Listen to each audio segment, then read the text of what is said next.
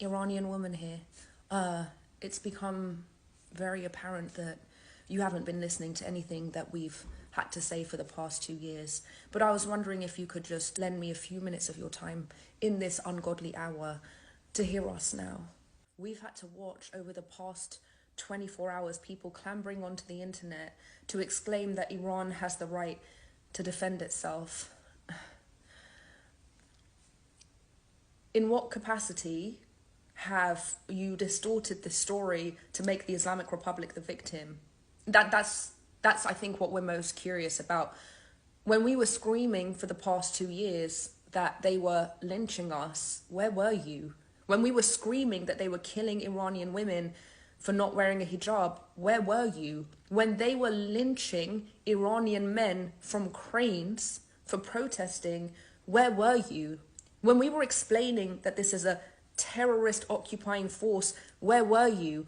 But all of a sudden, everyone's graduated from Instagram School of Law to say that this is a violation of international law and Iran has the right to defend itself. First of all, you're not talking about Iran, you're talking about the Islamic Republic. What the Islamic Republic does is not a reflection of the Iranian people. We've been clear about what we want, which is peace. Second of all, you may have discovered the Middle East yesterday, but the Middle East didn't start existing yesterday. If you want to talk about an act of war, just a few days ago, a federal court determined that the attacks on Israeli embassies and Jewish centers in Argentina were conducted by the Islamic Republic and Hezbollah. That was in the 90s. That was in the 90s. Was that an act of war? How about the terror proxies that the Islamic Republic has created to foster regional instability? What did you think that they were there for? What did you think Hezbollah was there for? Hamas, Houthis, the militia groups in Iraq and Syria. Did you think that they were there to instigate a system of public schooling, education, to feed the poor, house the unhoused? What did you think that they were there for? Is that an act of war? Was October 7th an act of war? Are the rockets that Hezbollah fires into northern Israel on a near daily basis an act of war?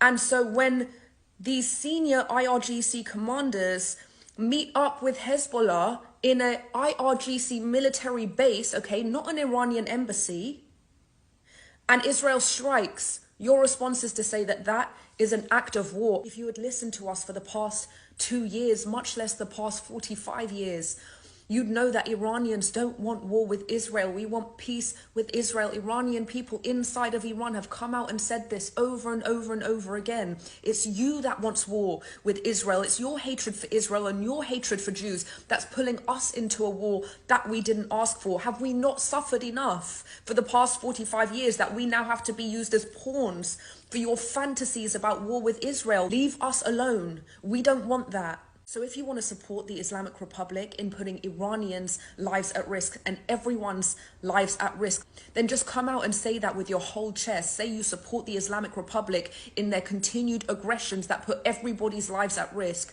but don't say Iran. For 2 years, we asked you to come out and say free Iran, and now you want to speak up to put our lives at risk and say go to war, Iran. You are no friend to the Iranian people for that.